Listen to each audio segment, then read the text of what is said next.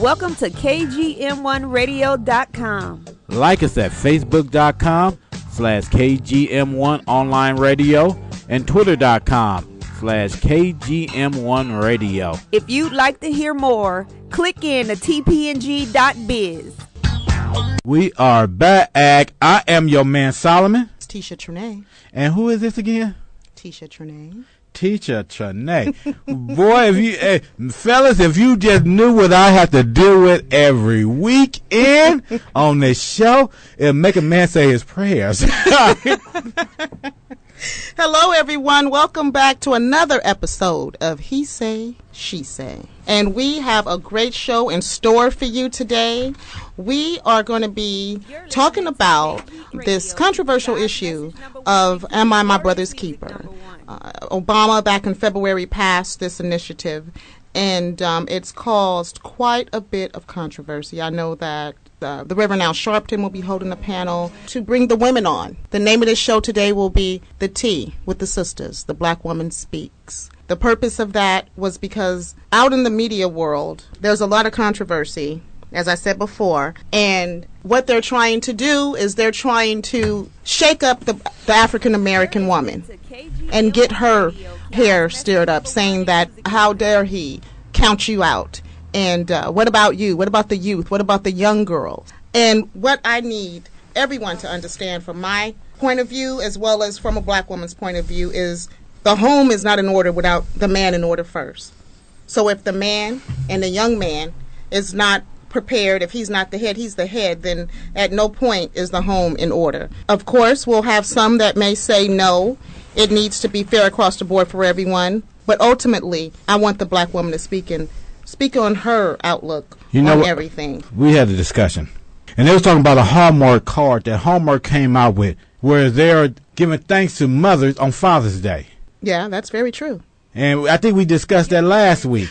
Well, we discussed that the week before. Remember, we had the show called I Don't Need a Man, the conspiracy theory on a black woman. And we had an awesome show, and we played tribute to Reverend Ali. And so she spoke a great deal on that and getting things in perspective as to how we have stinking thinking now as women. This liberated woman deal. Where black women, they done got into this whole thing where they don't need a man concept. I don't Not need a just man. Black women, all women. Yeah. But Ali said is that it started off with women's lib. And women lib. But it didn't have anything to do with us, though. It had nothing to do with us. That was the whole thing. That was between a white woman and her husband. Correct. And like Sister Ali said, it was to throw a deterrence and break up the man, his wife, and his children. Because at that time, we were a strong people. Family was...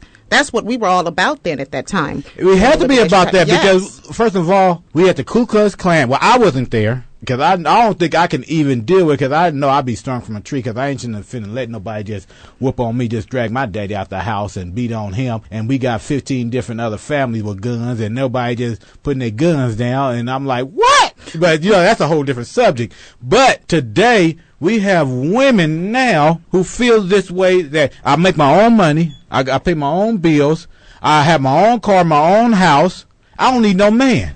I raise my own children. Right. Now, I don't need no man. Right. I don't need no man to make me stronger than what I am already. And now, this all came from the concept of the government. Remember, I refer back to Claudine. How Claudine, she was looking for a man. Right. And she had 4 or 5 kids. She had 5. And then the government said, if you want this check, you cannot have a man in this house. That's right. And so what they did is that every time this lady came by, they had to hide utensils. Mrs. Welfare. Remember? They called him Mr. Welfare. Keep away from it. Boom, boom. Mr. Keep Welfare. Your day job. Keep your day job.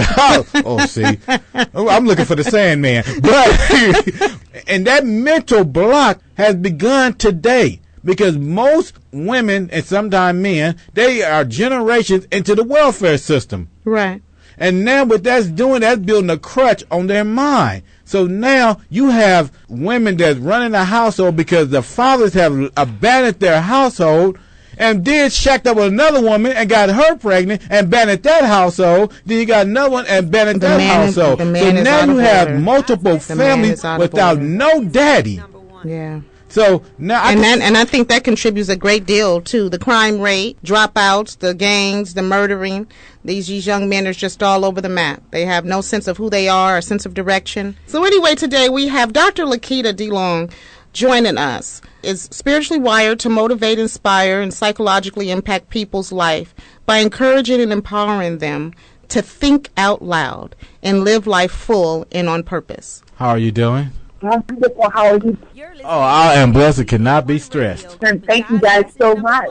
Welcome. Thank you, Dr. Long, for joining us. I was given your bio, and I didn't get to the opportunity to finish speaking on you. I wanted the listeners to have a good feel of who we were blessed with today on this panel.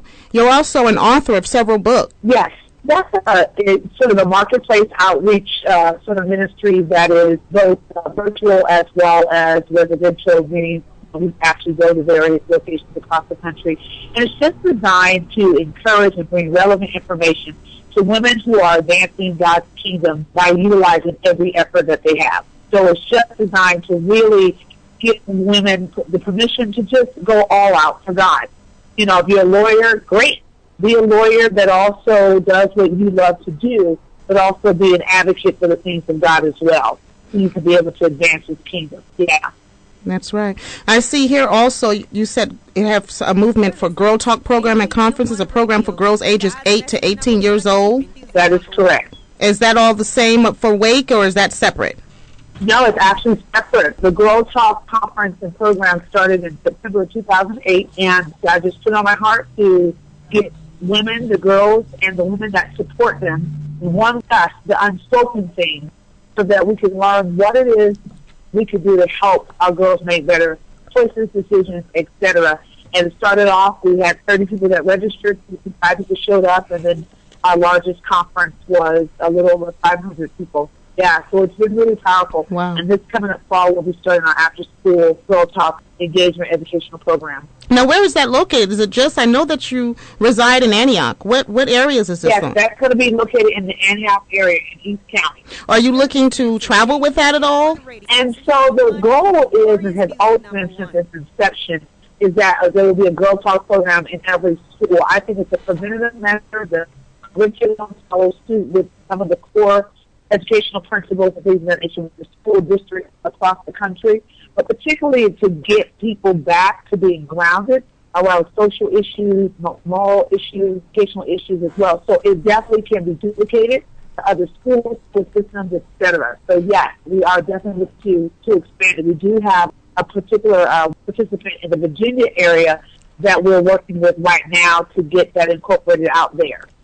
Okay, and that's strictly for young girls ages 8 to 18 years old, correct? That is for girls between the ages of 8 to 18 years old. We also did a Young Men Revealed conference, and it's all laid out. It was phenomenal. And the basis for that conference was that we would have the young men to learn to make sure they have their basic needs met. ID, we found out through statistics and all of that, through research, that when men had young boys had certain things in place, they were less likely to be really, really reckless with their lives. And so with the conference, we had about 34 boys there, the men that support them.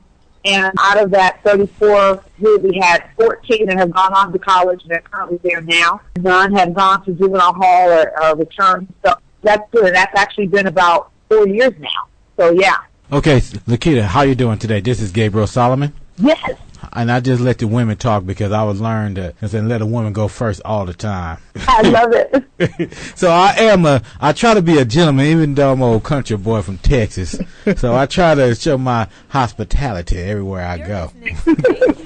But I followed you on Facebook, and I definitely like everything that you are doing because it is so superb, and that's what we need, more of women coming to the forefront and teaching the young women how to become women again, because somewhere they lost their place. I agree. Thank you for tuning in to KGM1.com. And don't forget, check us out on tpng.biz, where we keep positive media #1. If you'd like to be a part of TPNG or KGM1 Radio, if you'd like to be a radio personality, then send that